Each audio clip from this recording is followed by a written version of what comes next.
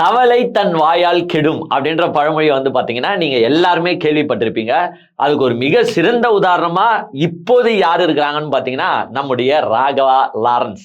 ஏன்னா இந்த தவளையை பத்தி உங்களுக்கு நல்லாவே தெரியுங்க. இந்த மழை பெய்யும் போது இந்த தவளை என்ன செய்யுமா, சும்மாவே இருக்காதான், வேக் வேக் வேக் வேக் வேக்னு கத்திக்கிட்டு எங்கேயோ போற பாம்ப நீ எங்கேயும் போவாத, இதோ நானே சவுண்டு தரேன், வந்து நீ என்ன சாப்பிட்டுக்கோ அப்படின்ட்டு இந்த தவளை என்ன பண்ணுமா, கத்தி கத்தியே தான் எங்க இருக்கிறன்ற இடத்த வந்து இந்த பாம்புக்கு காட்டி குத்துறோம். பாம்பு என்ன பண்ணுவாரு, சைலண்டா வந்து பொழுக்குன்னு போட்டு வாயில போட்டு மென்று துப்பிட்டு போயினே இருப்பாரு. சோ இதுதான் வந்து பாத்தீங்கன்னா தவளை தன் வாயால் கெடும் அப்படின்ற ஒரு பழமொழி. எல்லாருமே எல்லாத்துக்கும் சொல்லுவாங்க. இப்போ வந்து இந்த பழமொழியை நம்ம வந்து ராகவா லாரன்ஸ் சாருக்கு சொல்லலாம். ஆக்சுவலா எனக்கு என்ன பிரச்சனைனா, எனக்கு எந்த பிரச்சனையும் இல்லை சார், உங்களுக்கு என்னதான் பிரச்சனை சார்? ராகவா லாரன்ஸ்க்கு என்ன ஆச்சுன்னு தெரியலங்க. யாருன்னா ஒரு உள் மனசுல போயிட்டு, சார் நீங்க வந்து எம்எல்ஏ மட்டும் கிடையாது சார், நீங்க ஒரு சிஎம் கான பீஸ் சார், நீங்களாம் ஏன் சார் எம்எல்ஏவை எதிர்பார்த்துன்னு இருக்கிறீங்க அப்படின்னு யாருன்னா சொல்லிட்டாங்களா என்னன்னு தெரியல. இவரால வந்து சும்மா இருக்க முடியலங்க. எதுனா ஒண்ணு பேசி அதுல எதுனா ஒரு வில்லங்கத்தை ராகவா லாரன்ஸ் சார் தானாக தேடிக்கொள்கிறார்.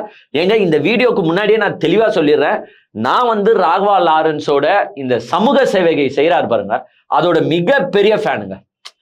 குறிப்பா வந்து இந்த ஸ்பெஷல் சைல்ட்ஸா இருக்கட்டும், இந்த டிசேபிள்ட் பர்சனா இருக்கட்டும், இவங்களெல்லாம் வந்து கூட வச்சு பாத்துக்கிறாரு பாத்தீங்களா. அதை வந்து நான் ரொம்ப சந்தோஷமாவே எல்லார்கிட்டயும் பேசுவேன். பட் சமீப காலங்களாக, அதுவும் சமீப காலம் கூட சொல்ல முடியாது, விஜய் ஜெயிச்சதுக்கு அப்புறமா நம்ம ராகவா லாரன்ஸ் சார் பண்ற விஷயங்கள் பாத்தீங்கன்னா ரொம்ப கேவலமா இருக்கு. அதுவும் அவர் பேசுறது வந்து அவருக்கு பேச தெரியல, எதனா ஒண்ணு உளறிட்டு வாங்கி கட்டிக்கிறாரு. இன்னைக்கு என்ன பண்ணாருன்னு பாத்தீங்கன்னா, இன்னைக்கு ஒரு வீடியோ விட்டு இருக்காருங்க. மத்தியானம் டைம்ல வந்து பாத்தீங்கன்னா ஒரு வீடியோ விட்டு இருக்காரு. அந்த வீடியோல அவர் குறிப்பா 2 விஷயங்களை பத்தி பேசுறாரு. ஒண்ணு வந்து பாத்தீங்கன்னா, திருச்சி கிழக்குல நான் நிக்க போறேனா இல்லையா அப்படின்றத வந்து பாத்தீங்கன்னா டீடைல்டா பேசிட்டு லாஸ்ட்ல வந்து பாத்தீங்கன்னா ஒரு ஃபைனல் டச் குத்துருக்காரு. அதை வந்து நம்ம போற போக்குல லாஸ்ட்ல பார்ப்போம். பட் அதுக்கு முன்னாடி அவர் பெருசா எடுத்து பேசின விஷயங்கள் என்னன்னு பாத்தீங்கன்னா, இப்ப சமீபத்துல அவர் கொடுத்த ஒரு பிரஸ் மீட் வந்து கான்ட்ரவர்சி ஆயிடுச்சு பாத்தீங்களா. அதாவது போற போக்குல அச்சு விட்டாரு, பொதுமக்களை வந்து நாய்ங்க அளவுல கம்பேர் பண்ணி பேசினார் பாருங்க. அதாவது சில தெருநாய்களுக்கு வந்து பாத்தீங்கன்னா பிஸ்கெட் பிடிக்கும், அப்ப அதுக்கு பிஸ்கெட்டை போட்டு சமாதானம் படுத்தணும், திருப்திப்படுத்தணும்.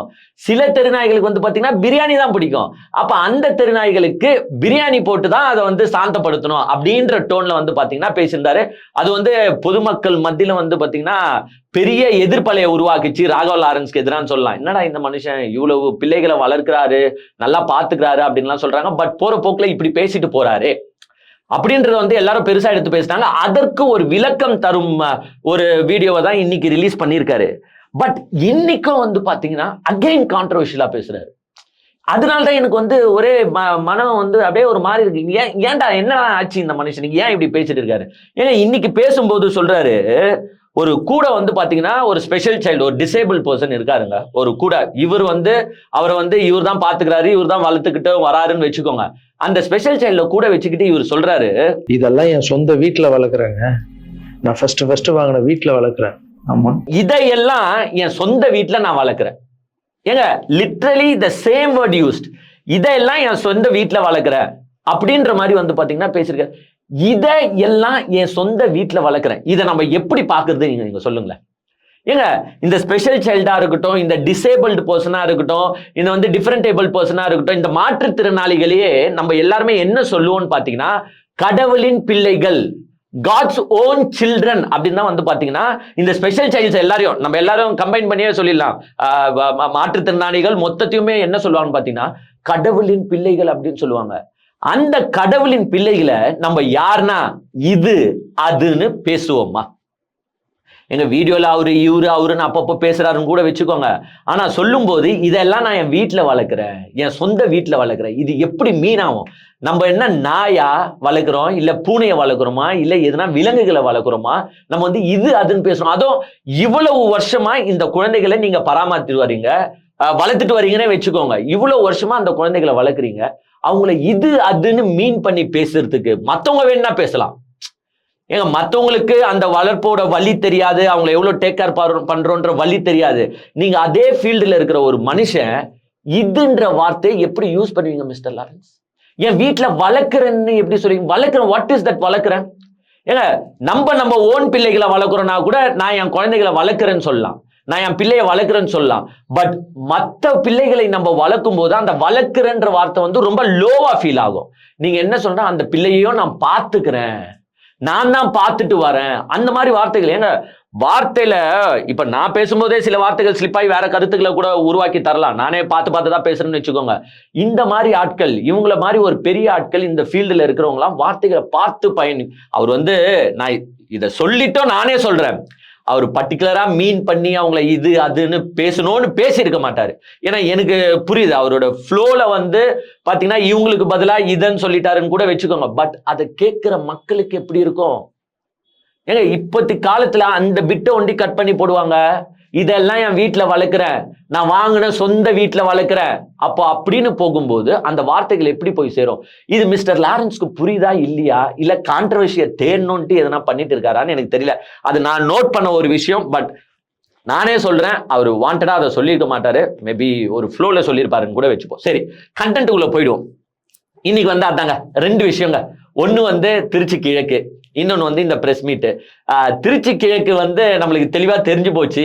விஜய் சார் வந்து ஆக்சுவலா ராகவ லாரன்ஸ் சார் வந்து துண்டு போட்டு பார்த்தாருங்க. இதுதான் உண்மையான சம்பவம். என்னன்னு பாத்தீங்கன்னா இதுதான். ராகவ லாரன்ஸ் சார் சரி என்னடா பண்ணுறது, நம்மளுக்கும் ஒரு அரசியல் ஆசை இருக்கு, என்ன பண்ணுறது ஏது பண்ணுறதுன்னு தெரியல, தனியா போய் நின்னாலாம் நம்ம ஜெயிக்க மாட்டோம். ஓகே, விஜய் சார் வந்துட்டாரு, விஜய் சார் வேற ஒரு பெரிய செலிபிரிட்டி, அவரால ஜெயிக்க முடிஞ்சிருச்சு. இனிமேட்டு அவர் யாருன்னா கை காட்டினா கூட ஜெயிக்கிறதுக்கு வாய்ப்பு இருக்கு, பிகாஸ் அவங்க ஆளுங்கட்சியா இருப்பாங்க. ஸோ எதுனா ஒரு துண்டு போட்டு பார்க்கலாம் அப்படின்ட்டு தான். ராகவ லாரன்ஸ் எங்கேயோ இருந்தவர், அவரு பாட்டுக்கிட்டு அவர் வேலையை பார்த்துக்கினா அவர் படத்தை பார்த்துக்கிட்டு குழந்தைகளை பார்த்துட்டு இருந்திருப்பாரு. பட் இருந்தாலும் அவருக்கு ஒரு அரசியல் ஆசை வந்து துண்டு போடுவோண்டா அப்படின்னு வந்து பாத்தீங்கன்னா எல்லாருமே என்ன சொல்றாங்கன்னா அவருக்கு அவரே போஸ்டர் ஒட்டிக்கினாங்க அப்படின்னு கூட சொல்றாங்க. எல்லா ஊர்லயும் வந்து பாத்தீங்கன்னா அவரே வந்து ராகவ லாரன்ஸ் சார் நீங்க வரணும், திருச்சி கிழக்குல நிக்கணும் அப்படி இப்படின்னு போஸ்டர்லாம் ஒட்டின்னு சுத்தி இருந்தாரு. அதே மாதிரிதான் பிரஸ் மீட்டும் கொடுத்திருந்தாரு. ஃபர்ஸ்ட் வந்து பாத்தீங்கன்னா ஒரு வீடியோ ரிலீஸ் பண்ணியிருந்தாரு. அந்த வீடியோல வந்து நான் அரசியலுக்கு வரேனா வேணாவா அப்படின்ட்டு மக்களே நீங்களே முடிவெடுங்க, நான் இவ்வளவு சேவைலாம் செஞ்சிருக்கிறேன், நீங்களே முடிவெடுங்க அப்படின்னு வந்து பாத்தீங்கன்னா ஒரு ஓப்பனா கொடுத்திருந்தாரு. எங்க அதுக்கு வந்து அவருக்கு நம்மளே சப்போர்ட் பண்ணி வீடியோ போட்டிருந்தேன். நீங்க வேணா சேனல்ல போய் பாருங்க. நானே சப்போர்ட் பண்ணி பேசியிருந்தேன். ராகவ லாரன்ஸ் சார் நீங்களாம் வந்து குழந்தைகளை வந்து பார்த்துக்கிறவங்க, வளர்க்குறவங்க, அதுவும் குறிப்பா இந்த மாற்றுத்திறனாளிகளை வளர்க்குறீங்க, அவங்க வாழ்க்கைக்கு ஒரு ஒளியை நீங்க கொடுக்குறீங்க, நீங்களாம் அரசியலுக்கு வரணும். ஏன்னா இப்படி சாதா மனுஷனா இருக்கும் போதே நீங்க இவ்வளவு ஹெல்ப் பண்றீங்களே, நாளைக்கு நீங்க ஒரு எம்எல்ஏவாகவோ மினிஸ்டராகவோ ஆனா நானே சொல்றேன், நீங்க ஒரு 100 குழந்தைய வளர்க்க முடியும்னா நீங்க ஒரு 1000 குழந்தைய வளர்ப்பீங்க. ஸோ நீங்களாம் அரசியலுக்கு வரணும்னு எங்க நானே சில்லறையை செதற விட்டேன். பட் அதுக்கப்புறமா என்ன ஆயிடுச்சுன்னா மனுஷன் வந்து தாம் தயிர தீம் தயிர தோம் தயிர போட ஆரம்பிச்சிட்டாரு. ஏங்க ஒரு நடிகையோட ஒரு வீடியோ ஒண்ணுங்க, அவங்க வந்து ஒரு ரெட்பிக்ஸ் ஃபெலிக்ஸ் கிட்ட வந்து பாத்தீங்கன்னா ஒரு இன்டர்வியூ கொடுத்துருக்காங்க. அந்த இன்டர்வியூ நான் பார்த்ததே கிடையாதுங்க, இப்பதான் பார்த்தேன். அதை பார்த்த பிறகுதான் தெரியுது, ஆஹா இந்த மனுஷன் வந்து இந்த மாதிரி வேலைக்காரா அப்படின்ட்டு நானே வந்து ஜகா வாங்க ஆரம்பிச்சிட்டேன். ஏங்க அந்த வீடியோ மேபி நிறைய பேர் முன்னாடியே பார்த்திருப்பீங்க அந்த நடிகை பேசுனத, பட் நான் உண்மையிலே பார்க்கல. பார்த்த பிறகுதான் எனக்கு இவருடைய முழு சுயரூபம் தெரியுது. ஆஹா இந்த மாதிரி மனுஷனுக்காடா நீ இவ்வளவு நாள் சில்லறையை செதற விட்ட பெர்னாடே அப்படின்னு வந்து பாத்தீங்கன்னா என்ன நானே சாந்தப்படுத்திக்கிட்டு மனுஷனுக்கு எதிராக ஒரு வீடியோவும் போட்டேன். சரி, இன்னைக்கு என்ன பேசிட்டாருன்னு பாத்தீங்கன்னா திருச்சி கிழக்கில் தான் போட்டியிட போகிறேனா இல்லையா அப்படின்றதுக்கு எங்க தெளிவா ஒரு பதில வந்து ராகவ லாரன்ஸ் சொல்லிட்டாரு. திருச்சி கிழக்கில் தான் போட்டியிட போவது கிடையாது.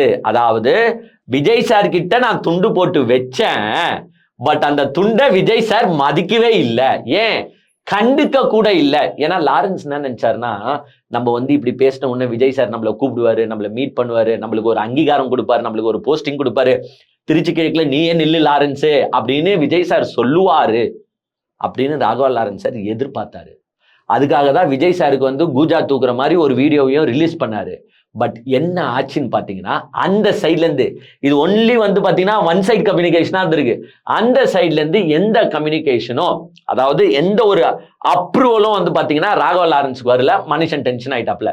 எனக்கு தெரிஞ்சு இந்த டைம் ஃப்ரேம்ல, அதாவது அந்த ஃபர்ஸ்ட் வீடியோல இருந்து இன்னைக்கு வரைக்கும் பாத்தீங்கன்னா ராகவ லாரன்ஸ் சார் பலர் மூலியமா வந்து விஜய் சாரை கான்டாக்ட் பண்ண ட்ரை பண்ணியிருக்காரு.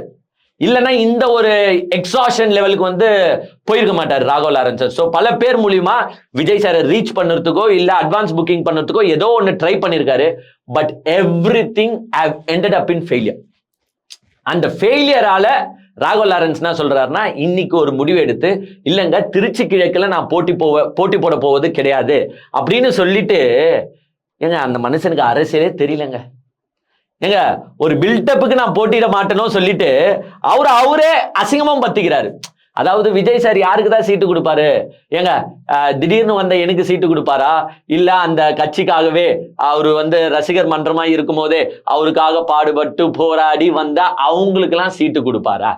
ஏங்க கதையை அவரே சொல்றாருங்க. அதாவது கதையை நான் சொல்ல, அந்த கதையை அவரே சொல்றாரு. ஏங்க ஒருத்தன் கஷ்டப்பட்டு விதைய போட்டு, ஒருத்தன் கஷ்டப்பட்டு அதுக்கு தண்ணி ஊத்தி, ஒருத்தன் கஷ்டப்பட்டு அதுக்கு ஃபென்சிங் போட்டு பாதுகாப்பு வலையெல்லாம் போட்டு நல்லா வளர்த்து, அந்த செடி புசு புசு புசு புசுன்னு வளர்ந்து, அந்த செடி பூவா மாறி, அந்த செடி பழமா மாறி, அந்த பழத்தை ஏங்க விதை போட்டவன் சாப்பிடணுமா, இல்ல சும்மா வேடிக்கை பார்த்துட்டு இருந்தவன் சாப்பிடணுமா? ஏதா அவரே சொல்லிக்கிறாரு. அதான் அவரே சொல்லிட்டு என்ன சொல்றாருன்னா, ஏங்க அந்த கட்சியில கஷ்டப்பட்டவங்களே நிறைய பேர் இருப்பாங்களேங்க, அவங்களுக்கு தானே சீட்டு தருவாரு, நான் போய் அதை எதிர்பார்த்து நிற்பது தவறு தானே? Yes, definitely mister Raghava Lawrence sir, உங்களுக்கு கொஞ்சம் மூளை வேலை செய்யுது. அந்த மூளை எப்போ வேலை செய்யுதுன்னு பார்த்தீங்கன்னா, விஜய் சார் கிட்ட இருந்து உங்களுக்கு கேட்டு ஓப்பன் ஆகாதனால வேலை செய்யுதோ அப்படின்ற எண்ணம் எங்களுக்கு வருது. ஏன்னா இவ்வளவு நாள் அவரே ராகவ லாரன்ஸே சொல்றாரு, என்ன எல்லாருமே எப்படி கூப்பிட்டாங்கன்னு பாத்தீங்கன்னா, இவ்வளவு காலமா எல்லாருமே என்ன கூப்பிட்டு இருந்தாங்கன்னா, வாங்க திருச்சி கிழக்கு எம்எல்ஏ அப்படின்னு தான் பாத்தீங்கன்னா ராகவ லாரன்ஸரே எல்லாருமே கூப்பிட்டாங்களா. அதையும் சொல்றாரு, எல்லாருமே என்ன வாங்க திருச்சி கிழக்கு எம்எல்ஏன்னு தான் கூப்பிட்டாங்க. ஒருவேளை நம்மளும் கூப்பிடணும் போல ராகவ லாரன்ஸரை, வாங்க திருச்சி கிழக்கு எம்எல்ஏ. என்ன கனவு சார் இது? ஏங்க எல்லாருமே இப்போ இந்த அரசியலை என்னமோ விளையாட்டு விஷயம்னு எடுத்துட்டு இருக்காங்க. ஏங்க அங்கங்க நான் திருப்பி சொல்றேங்க, ஒரு கவுன்சிலர் ஆகணும்னா 15 வருஷம் கஷ்டப்படணுங்க அந்த ஏரியால. ஏங்க ஒரு எம்எல்ஏ ஆகணும்னா கிட்டத்தட்ட 10-15 வருஷம் கஷ்டப்படணுங்க அந்த ஏரியாவில், அந்த ஊர்ல. ஏங்க என்னமோ 2-3 வீடியோ போட்டுட்டாலே நம்ம கவுன்சிலர் ஆயிடலாம், நம்ம எம்எல்ஏ ஆயிடலாம்னு சுத்தின்னு இருக்காங்க சில பேர். அதுல ஒண்ணு நம்ம ராகவ லாரன்ஸ் சார். ஏன்னா உங்க சோசியல் சர்வீஸை எஸ் நானே இன்னுமே பாராட்டுகிறேன், உங்க சோசியல் சர்வீஸை நான் பாராட்டுறேன். பட் நீங்க அரசியலுக்கு செட் ஆவீங்களான்னா செட் ஆக மாட்டீங்க. உங்களோட இது டைலமாலேயே இருக்கு. உங்களால அரசியலை தாக்கு பிடிக்க முடியுமானா முடியாது. ஸோ இன்னைக்கு பாத்தீங்கன்னா திருச்சி கிழக்குல தான் போட்டியிட போவதில்லை. ஏனென்றால் தனக்கு பாத்தீங்கன்னா அதுல இன்னொன்னுங்க, அவர் லாஸ்ட்ல என்ன சொல்றாருன்னா, நான் திருச்சி கிழக்குல தான் போட்டியிட மாட்டேன்னு சொன்னேன், பட் எனக்கான காலம் வரும், எனக்கு எந்த இடத்தில் மரியாதை இருக்கிறதோ, note this point your honour, எங்கு சென்றால் எனக்கு மரியாதை இருக்குதோ அங்கு செல்வேன். நான் பாத்தீங்கன்னா கண்டிப்பா அரசியலுக்கு வருவேன். ஆனா எங்க வருவேன், யார் கூட வருவேன்றத இன்னும் சஸ்பென்ஸாவே வச்சுன்னு இருக்காப்ல. ஸோ மாற்று ஏற்பாடுகள் எதனா பண்ணிட்டாரா ராகவ லாரன்ஸ், இல்ல நம்ம அண்ணாமலை ஜி, இல்லைன்னா நம்ம பிரேமலதா ரஜினிகாந்த் அவர்கள் ஏதாவது கைகரம் தராங்களா என்னன்றது தெரியவில்லை. ஸோ அவங்க மூலியமா அரசியலுக்கு ராகவ லாரன்ஸ் சார் வருவேன். பட் விஜய் சார் கேட்டு க்ளோஸ் ஆனதா தான் நம்ம இப்ப பார்க்க முடியுது. ஏங்க உண்மையிலே ஏங்க உங்களுக்கே தெரியும், திருச்சி கிழக்கு is the only option. Trichy கிழக்குக்கு இப்போ எவ்வளவு பேர் கேட்டு இருப்பாங்க தெரியுமா? டிவிகேல இருந்து நம்பர் 1. ஏங்க ஏடிஎம்கேல இருந்து 1008 பேர் போயிருக்காங்க. கூப்பா கிருஷ்ணன் வேற அங்க இருக்காரு. ஏங்க அப்புறமா வெள்ளமண்டி நடராஜனா இவரெல்லாம் அங்க இருக்கிறாரு. எல்லாருமே திருச்சி கிழக்க தான் டார்கெட் பண்ணிருப்பாங்க. எப்படி ராகவ லாரன்ஸ்க்கு எடுத்து கொடுக்க முடியும்? ஸோ டெஃபினெட்லி நாட்ல அது வாய்ப்பே இல்லைதான் எனக்கு தெரிஞ்சோம். பட் ராகவ லாரன்ஸ் ஒரு கனவு உலகத்துல இருந்தாரு. பட் இப்போ அந்த கனவு உலகம் அப்படியே செதர்ந்த நம்ம கண்ணால பார்க்க முடியுது. But I feel sad for Raghava Lawrence sir. அதே மாதிரி அவர் ஒரு வேண்டுகோள் வச்சிருக்காருங்க விஜய் சாருக்கு. அதாவது கலைஞர் அவர்களும் பாத்தீங்கன்னா இந்த குழந்தைகளுக்கு உதவி இருக்காங்க. அதே மாதிரி உதயநிதி சாரும் சரி, மு.க. ஸ்டாலின் சாரும் சரி, நம்மளுடைய அன்புமணி ராமதாஸ் சாரும் சரி, இவங்க நேம் எல்லாம் இவர் மென்ஷன் பண்றாரு. குழந்தைகளுக்கு அந்த விளையாட்டா இருக்கட்டும், இல்ல அவங்களுக்கு ஆபரேஷனா இருக்கட்டும், எல்லாத்துக்கும் பாத்தீங்கன்னா இவங்க எல்லாம் ஹெல்ப் பண்ணிருக்காங்க. விஜய் சார் நீங்களும் ஆரம்ப காலகட்டத்தில் ஹெல்ப் பண்ணிருக்கீங்க, நடிகரா இருக்கும் போதே ஹெல்ப் பண்ணீங்க, இப்போ சிஎம் ஆயிட்டீங்க. இப்போ நீங்க நினைச்சா எத்தனை ஆயிரம் குழந்தைங்களுக்கு வேணா ஹெல்ப் பண்ணலாம். அதனால நான் இதை ஒரு வேண்டுகோளா வைக்கிறேன், உங்க அமைச்சர்கள் கிட்ட சொல்லுங்க, இந்த குழந்தைகளுக்கு உதவ சொல்லுங்கன்றாரு. எஸ், நான் அதை இங்க பாருங்க, தப்பு சொல்ல எனக்கு மனசே இல்லை. ராகவ லாரன்ஸ் சார் மூலியமாவோ சரி, இல்ல விஜய் சார் மூலியமாவோ சரி, கஷ்டப்படுற மாணவர்களுக்கும் இல்ல மாற்றுத்திறனாளிகளுக்கும் ஏதாவது ஒரு வகையில் நன்மை ஏற்படுகிறது என்றால் அதை நாங்கள் மனப்பூர்வமா வரவேற்கிறேன். அந்த பர்டிகுலர் ரிக்வெஸ்ட்டை CM sir should consider. Vijay sir நீங்க வந்து அதான் தெரியும், நீங்க எவ்வளவு பெரிய ஹெல்பிங் டெண்டன்சி உடைய மனுஷனோ எனக்கு நல்லாவே தெரியும். ஏன்னா இலங்கை தமிழர்களுக்கே வந்து பாத்தீங்கன்னா 500 ரூபாய் டொனேஷன் கொடுத்த ஒரு மாபெரும் வள்ளல்னு நிறைய பேர் சொல்லியிருக்காங்க. So you can really help ஆக்சுவலா. அதனால இந்த ராகவா லாரன்ஸ் சாரோட ரிக்வெஸ்ட்டை நீங்க வந்து கேட்டு கொஞ்சம் அவருக்கு ஹெல்ப் பண்ணணும். இப்போ வந்து பாத்தீங்கன்னா அந்த பிரஸ் மீட்டுக்கு வர, அதாவது இவர் வந்து சொல்லிட்டு போனார்ல, சில நாய்க்கு வந்து பிஸ்கட் போடணும், சில நாய்க்கு வந்து பிரியாணி போடணும்னு அந்த வீடியோவை போட்டுட்டு போன பிறகு நிறைய பேர் இவருக்கு கால் பண்ணாங்களாம், கால் பண்ணி ஃபீல் பண்ணாங்களாம். அப்புறமா வீட்டுக்கு போன பிறகு பார்த்தீங்கன்னா அவங்க அம்மாவும் வந்து பார்த்தீங்கன்னா, நான் அப்பயே சொன்னேன்டா இதுதான் அரசியல், இந்த அரசியலுக்கு வரேனாலே இந்த மாதிரி பிரச்சனைகள் நிறையா வரும்டா, உன்னை அதனால தான் நான் போவேனான்னு சொன்னேன். ஆனால் நீ பாரு இப்படி வாயை விட்டுட்டு இப்படி மாட்டிக்கிட்டா அப்படின்லாம் வந்து பார்த்தீங்கன்னா அவங்க அம்மாவே ஃபீல் பண்ணாங்களாம். அவங்க அம்மா மட்டும் இல்லைங்க, குறிப்பிட்டு ஒரு மாணவரை சொல்றாரு. அதாவது ஒரு கிட்டத்தட்ட 20 வருஷமா வந்து பாத்தீங்கன்னா ராகவா லாரன்ஸ் சார் தான் அவரை பார்த்துட்டு வர்றாரு. அந்த மாணவர் பேர் வந்து பாத்தீங்கன்னா ராஜகோபால். அவர் வந்து ஒரு மாற்றுத்திறனாளி மாதிரி இருக்காரு. அவரை உட்கார வச்சுக்கிட்டும் இவரு சில வீடியோஸ் போடுறாரு. அவரை உட்கார வச்சுக்கிட்டு தான் இவரு வந்து பேசுறாரு. அதே மாதிரி அந்த ராஜகோபால் சாரோட வாழ்க்கை வரலாறு சொல்றாரு. கிட்டத்தட்ட 20 வருஷத்துக்கு முன்னாடி வந்து அந்த ராஜகோபால்ன்ற இளைஞர் வந்து பாத்தீங்கன்னா இவர்கிட்ட வந்திருக்காரு. அப்பயே வந்து பாத்தீங்கன்னா அவர் வந்து கொஞ்சம் கால் தாங்கி தாங்கி நடப்பார் போல வரும்போது 20 வருஷத்துக்கு முன்னாடி. அப்போ கால் தாங்கி தாங்கி வந்திருக்காரு. இந்த கதையை கொஞ்சம் நல்லா கேட்டுக்கோங்க. அப்போ கால் வந்து பாத்தீங்கன்னா தாங்கி தாங்கி வந்திருக்காரு. அப்புறமா ராகவா லாரன்ஸ் சார் வந்து ஓகே சரி என்னை தேடி வந்துட்டீங்க, நான் உங்களுக்கு வந்து வாழ்க்கை தரேன், நான் உங்களை நல்லா பாத்துக்கிறேன் அப்படின்னு வந்து பாத்தீங்கன்னா ராகவா லாரன்ஸ் சார் வந்து அந்த குழந்தைய கூப்பிட்டு பாத்துக்க ஆரம்பிக்கிறார், வளர்க்க ஆரம்பிக்கிறார் அப்படின்னு சொல்லலாம். அவங்களுக்கு வந்து பாத்தீங்கன்னா அந்த மாணவனுக்கு வந்து பாத்தீங்கன்னா கீழே வந்து ரூம் கொடுத்துருக்காங்க. கீழே ரூம் கொடுத்துருக்காங்க. அங்கதான் வந்து நிறைய மாணவர்களும் இருப்பாங்க போல. கீழே ரூம் கொடுத்துருக்காங்க. ஒரு 3-4 வருஷத்துக்கு அப்புறமா என்ன பண்ணிருக்காருன்னா கீழே இருந்து மேல போக சொல்லியிருக்காரு. ஏன்னா கீழே வந்து ஆபீஸ் ரூம்ஸ்லாம் இருக்கு, உனக்கு கொஞ்சம் டிஸ்டர்பன்ஸா இருக்கும்டா, அதனால நீ என்ன பண்ற கீழே இருந்து மேல ஷிஃப்ட் ஆயிக்கோ அப்படின்னு சொல்லிட்டு இவர் போயிட்டாராம். ஏங்க திடீர்னு பார்த்தா இவருக்கு போன் வருதான். ராஜகோபால் கழுத்தை அறுத்துக்கிட்டாரு, அவருக்கு ரத்தம் ஊத்துதுன்னு என்னன்னு புரியல. நானும் ஒய்ஃபை எல்லாம் பதறிச்சுட்டு ஓடணும். போய் பார்த்தா ஒரு பிளேட்ல எடுத்து கழுத்தை அறுத்துட்டு இருக்காரு. என்னன்னு ஒர்க்கர்ஸ் கிட்ட கேட்டா அவங்க சொல்றாங்க, இல்ல நீங்க கீழே ரூம்ல இருந்து மேல மாத்திட்டீங்களா. அந்த மாணவன் வந்து பாத்தீங்கன்னா கழுத்தை அறுத்துக்கிட்டாரு, கொஞ்சம் வாங்க ஹெல்ப் பண்ணுங்க அப்படின்னு வந்து பாத்தீங்கன்னா ராகவா லாரன்ஸ் சாருக்கு போன் வருதான். உடனே ராகவா லாரன்ஸ் சார் கஷ்டப்பட்டு அங்கிருந்து ஓடி வந்து டே ஏன்டா இப்படி அறுத்துக்கினேன் அப்படின்ட்டு அங்க இருக்கிறவங்க எல்லாம் கேள்வி கேட்டா, நீங்க வந்து கீழே இருந்து மேல போக சொல்லிட்டீங்க, அதனாலதான் அவர் கழுத்தை அறுத்துக்கிட்டாரா. அப்புறமா வந்து பாத்தீங்கன்னா ஹாஸ்பிட்டலுக்கு கூப்பிட்டு எமர்ஜென்சிக்கு போயிட்டு ஹெல்ப் பண்ணிட்டு இப்படிலாம் வந்து நான் அவரை பார்த்துக்கிட்டு இருக்கேன். இது அவர் ஏன் சொல்றாருன்னா, ஏங்க பாருங்க உங்களை மாதிரி நான் சந்தோஷமான வாழ்க்கையை வாழல, ஒரு குழந்தைய வச்சுக்கிட்டே நான் இவ்வளவு கஷ்டம் நீங்களும் படுவீங்க. நான் ஒரு மாற்றுத்திறனாளியை மட்டும் வச்சுட்டு இல்லை, இது மாதிரி 60-70 பேர் என் கூடவே இருக்காங்க, என் கூடவே தங்கி இருக்காங்க. ஸோ நான் எவ்வளவு ஒரு ப்ரெஷரான வாழ்க்கையை வாழ்ந்துட்டு வரேன் பாருங்க அப்படின்னு அவர் சொல்றாரு. எஸ் கரெக்ட், நான் ஏத்துக்கிறேன். ஏன்னா நம்ம வீட்டுல எல்லாம் ஒரு குழந்தைய 2 குழந்தைய பாத்துக்கிறதே கஷ்டம். பட் அவ்வளவு குழந்தைகளை பாத்துக்கிறாருன்னா அந்த விஷயத்துல அவரை பாராட்டுகிறேன். பட் என்னன்னா அந்த பையன் கழுத்துல பிளேட் எடுத்து அறுத்துக்கிற வரைக்கும் அங்க இருந்தவங்க எல்லாம் என்ன பண்ணிட்டு இருந்தாங்க. ஏங்க நீங்க ஒரு ட்ரஸ்ட் நடத்துறீங்கன்னா you are responsible for those children. அவங்களுக்கு எது ஆனாலுமே அதுக்கு பொறுப்பு நீங்க தான். ஒரு மாணவன் ஒரு மாற்றுத்திறனாளி தன் கழுத்தை அறுத்து கொள்ற வரைக்கும் அவனை வந்து பார்த்துக்காமே நீங்க இருந்தீங்களான்ற கேள்வியும் வருமா வராதா? நீங்களே ஏங்க நான் கேட்கறது தப்பாங்க? ஏங்க உங்களுக்கு தெரியும் எந்தெந்த குழந்தை ரொம்ப வந்து அடமெண்டா இருக்கும், எந்தெந்த குழந்தை ரொம்ப ஹைப்பர் ஆக்டிவா இருக்கும். அந்தந்த குழந்தைங்களுக்கு கொஞ்சம் எக்ஸ்ட்ரா கேர் கொடுக்க வேண்டியது யாரோட பொறுப்பு? ட்ரஸ்டை நடத்துபவர்களின் பொறுப்பு. எல்லா கண்டிஷன்ஸும் ஏத்துக்கிட்டு தான் நீங்க அவங்கள கூப்பிட்டு வளர்க்குறீங்க இல்ல பாத்துக்கிறீங்க. அப்போ அவரை பார்க்க தவறியது யார் தப்புன்னு நான் கேட்கிறேன்.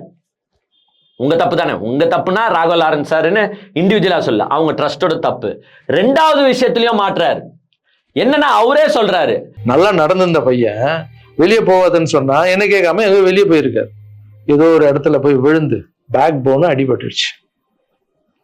அவ்வளவுதான், ஆபரேஷன் பண்ணாதான் இவரால உட்காரவே முடியும்னு சொல்லிட்டாங்க. இவன் வரும்போது கொஞ்சம் நடந்துட்டு தான் வந்தான். திடீர்னு ஒரு நாள் விளையாடுறேன்னு என்கிட்ட சொல்லாம வெளியில போய் விளையாடி கீழே விழுந்து அடிபட்டு முதுகெலும்புல அடிபட்டுருச்சு. அதுக்கப்புறமா வந்து பாத்தீங்கன்னா இப்படி நடக்க முடியாம அவனுக்கு ஆயிடுச்சு, உட்காரதான் முடியும், கொஞ்சம் கொஞ்சம் இதுதான் பண்ண முடியும்னு அவரே சொல்றாரு. ஏங்க அவரு வெளியில போய் கீழே விழுந்து அடிபடுற அளவுக்கு விட்டது உங்க தப்புங்க ராகவா லாரன்ஸ் சார். அப்ப அங்க இருக்கிற ட்ரஸ்ட்ல இருக்கிற குழந்தைங்களை நீங்க எப்படி பாத்துக்கிறீங்க அப்படின்ற ஒரு கேள்வி மார்க் வருமா வராதா? கொஸ்டின் மார்க் வரும்ல. குழந்தைகளை ஏங்க சில பேர் ஹைப்பர் ஆக்டிவா இருப்பாங்க, அதெல்லாம் நீங்களே அசஸ் பண்ணி தெரிஞ்சுப்பீங்க. அவங்கள கொஞ்சம் எக்ஸ்ட்ரா கேரா தான் எடுத்துக்கிட்டோம். எடுத்து பார்த்துக்கணும். நீங்க அவங்க ஓடதான் செய்வாங்க. அவங்கள கேர் எடுக்க வேண்டியது யாருடைய பொறுப்பு? அசால்ட்டா சொல்றாரு. ஏன்னா கொஞ்சம் நடந்துட்டு இருந்தவன் நல்லா நடக்க வைக்கிறது தான் ஒரு ட்ரஸ்டோட வேலை. கரெக்டா இல்லையாங்க? ஏங்க தாங்கி தாங்கி நடந்தவன நாங்க எக்ஸ்ட்ரா கேர் போட்டு ஸ்பெஷல் கேர் போட்டு நல்லா செலவு பண்ணி இப்போ அவன் ஈஸியா ஃப்ரீயா மத்தவங்கள மாதிரி நடக்கிறான் அப்படின்னு ராகவா லாரன்ஸ் சார் சொல்லியிருந்தா நான் ஆட்ஸ் ஆஃப் பண்ணியிருப்பேன். இந்த மனுஷன் என்ன தெரியுமா பண்ணியிருக்காரு? தாங்கி தாங்கி ஒழுங்கா ஓரளவுக்கு தன்னால் நடக்க முடிந்தவனையும் கீழே விழுந்து அடிப்படை வச்சுட்டு இப்போ அவனை சேர்ல உட்கார வச்சிட்டார். ஏங்க அதை வேற வீடியோல சொல்றாருங்க பெருமையா. இது என்ன மாதிரி அரசியலுங்க? இவர் என்ன நினைச்சிட்டாருன்னா இது சென்டிமெண்ட் ஆகும் பாரு, இப்படிப்பட்ட வாளுகளை எல்லாம் கூட ராகவா லாரன்ஸ் சார் வச்சுக்கிட்டு அட்ஜஸ்ட் பண்ணிட்டு வராரு அப்படின்னு ஒரு சென்டிமெண்ட் கிரியேட் ஆகும்னு பார்த்தாரு மனுஷன். ஆனா அது அப்படியே பேக் ஃபயர் தானே ஆகும். உங்க ட்ரஸ்ட்ல இருக்கிற மற்ற குழந்தைங்களையும் அப்ப நீங்க நல்லா பாத்துக்கிறீங்களா, பாத்துக்கலையா, எக்ஸ்ட்ரா கேர் தரீங்களா இல்லையா அப்படின்றது கேள்விக்குறி ஆகுமா இல்லையா? ஐயோ, எனக்கு ராகவா லாரன்ஸ் சார் பேசும்போது எங்க கொஞ்சம் நடிப்பு மாதிரி தெரியுது. பட் எல்லாத்தையும் நடிப்புன்னு சொல்ல முடியாது. எஸ், எங்க வளர்க்குறதுலாம் குழந்தைகளை பார்த்துக்கிறதெல்லாம் ரொம்ப கஷ்டம் தாங்க. அதுல எனக்கு மாற்று கருத்து இல்லை. அதுவும் குறிப்பா மாற்றுத்திறனாளிகள்லாம் பார்க்கணும்னா ரொம்ப அது கஷ்டம்தான். பட் நீங்களாவே இந்த ட்ரஸ்ட் ஆக்டிவிட்டீஸ், இந்த சோஷியல் சர்வீஸ்ல நீங்க இருக்கிறது பெஸ்ட்னு எனக்கு தோணுது. அரசியல்ல வந்துட்டு நீங்க இந்த மாதிரி வார்த்தைகள், இந்த வார்த்தையெல்லாம் ரொம்ப இம்பார்ட்டண்டா நோட் பண்ணுவாங்க அரசியல்ல. ஸோ நீங்க செட் ஆக மாட்டீங்கன்னு தான் நான் நினைக்கிறேன் அரசியலுக்கு. ஸோ அந்த பையனை பத்தி எக்ஸ்பிளைன் பண்றாருங்க. எக்ஸ்பிளைன் பண்ணிட்டு என்ன சொல்றாரு, அந்த அடிபட்டுச்சு, முதுகெலும்புல அடிபட்டுச்சுன்னு சொன்னல, அப்ப இவங்க ஹாஸ்பிட்டல் கூட்டிட்டு போறாங்களாம். அப்ப அந்த பையன் என்ன சொன்னானா, எனக்கு இந்த ஹாஸ்பிட்டல்லாம் வேணாம், எனக்கு காவேரி ஹாஸ்பிட்டல் தான் வேணும்னு சொன்னானா. ஏன்டா காவேரி ஹாஸ்பிட்டல் தான் வேணும்ன்றதுனா, அங்கெல்லாம் வந்து பாத்தீங்கன்னா கலைஞர் சார்லாம் ட்ரீட்மெண்ட் பார்த்தாரு, அதனால எனக்கு காவேரி ஹாஸ்பிட்டல் தான் வேணும்னு சொன்னா உடனே நாங்க காவேரி ஹாஸ்பிட்டல் கூட்டிட்டு போனோங்க. எதுவோ சென்டிமெண்ட் தேடுறதுக்காக, ஒரு பரிதாபம் தேடுறதுக்காக. நீங்க பாருங்க நான் எவ்வளவு கஷ்டம் இருக்கிறேன், இப்படிலாம் நான் குழந்தைகளை பார்த்து வளர்க்குறேன். அதான் அவரே சொல்றாரு. ஏங்க நான் இப்ப இதெல்லாம் ஏன் எக்ஸ்பிளைன் பண்றேன்னா, இவ்வளவு குழந்தைகளை எடுத்து பாதுகாப்பா வளர்க்குறேன் நானு, அந்த மாதிரி வார்த்தைகளை அந்த பிரஸ் மீட்ல யூஸ் பண்ணிருப்பேனா? நான் மீன் பண்ண விதம் தப்பு, பட் நீங்க எடுத்துக்கிட்ட விதம் தப்பு அப்படின்றத சொல்லிட்டு இன்னொன்னு சொல்றாருங்க. எனக்கு அதுதான் செட்டிங் ஆயிடுச்சோன்னு எனக்கு தோணுது. அவர் என்ன சொன்னாருன்னா, கொஞ்ச நாளைக்கு முன்னாடி ஃபாதர்ஸ் டே வந்துச்சு. அந்த ஃபாதர்ஸ் டேல வந்து பாத்தீங்கன்னா குழந்தைகள் எல்லாம் செலிப்ரேட் பண்ணாங்க. என்னை கூப்பிட்டு வச்சு கேக் வெட்டி எல்லாருமே என்ன அப்பான்ற மாதிரி பார்த்து எனக்கு ஃபாதர்ஸ் டே விஷஸ் சொன்னாங்க அப்படின்னாரு. ஓகே, சந்தோஷம். ஏங்க கொஞ்ச நாள் முன்னாடி அவரே சொல்றாரு, அப்போ இருந்த காஸ்டியூம்லயே தான் இந்த பையனோட வீடியோ போடும் போதோ இருக்காரு. அதே வேட்டி அதே ப்ளூ சட்டை, அதே வேட்டி அதே ப்ளூ சட்டை. 2 வீடியோவும் ஒரே நாள்ல எடுத்தாங்களா, இல்ல ஃபாதர்ஸ் டே செலிப்ரேஷனுக்கு அப்புறமா முந்தா நேத்து இவர் இந்த வீடியோ எடுத்தாரான்னு தெரியல. பட் ஒரே ட்ரெஸ்ல தான் இருக்காரு.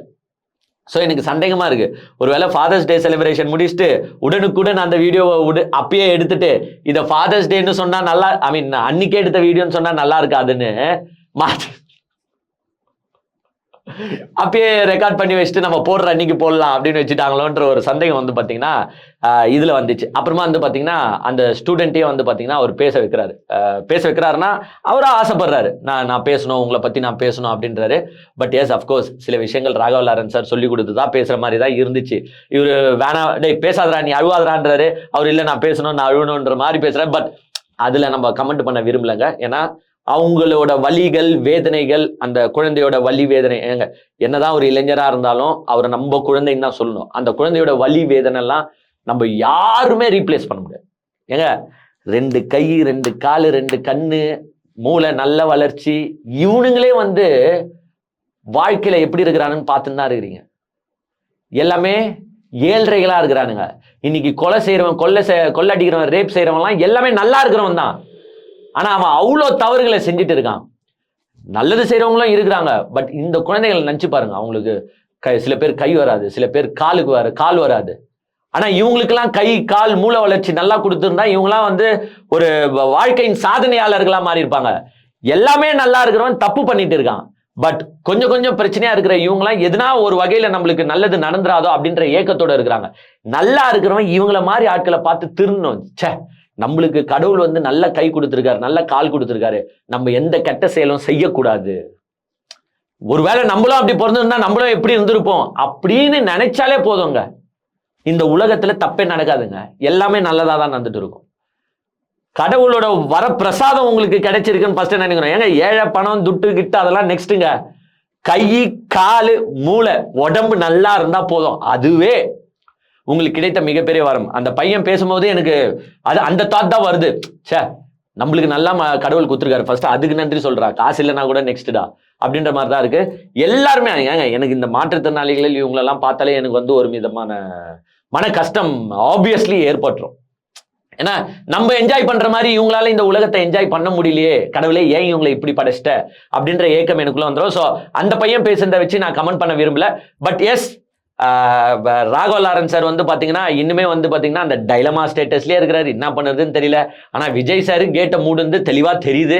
தெளிவா தெரிஞ்சனால இவர் வந்து இனிமேட்டு விஜய் கிட்ட வந்து நம்மளுக்கு வாய்ப்பு இல்லை, மறுக்கப்பட்டுச்சு அப்படின்றத உணர்ந்து, ஏங்க நான் வந்து அந்த வீடியோல வந்து அப்படிலாம் தப்பா பேசலங்க, நான் வந்து ஒரு நல்லவங்க அப்படின்றதுக்காக இந்த வீடியோ போட்டுட்டு பிளஸ் திருச்சி கிழக்கிலும் நான் வரமாட்டேன் அப்படின்னு சொல்லிட்டு தான் வந்து பாத்தீங்கன்னா க்ளோஸ் பண்ணியிருக்காரு. எனக்கு என்னன்னா எதுக்கு இதுன்னு நான் கேட்கிறேன், எதுக்கு இந்த அரசியல் ஆசை? ஏங்க உங்க ராகவா லாரன்ஸ்ன்ற இமேஜ் எங்க தெரியுமாங்க இருக்கு? நீங்க அந்த ஃபர்ஸ்ட் வீடியோ போடாத வரைக்கும் உங்க இமேஜ்லாம் எங்கேயோ இருந்துச்சுங்க. அதை இப்ப காலி பண்ணதே யாருங்க? நீங்க தானே.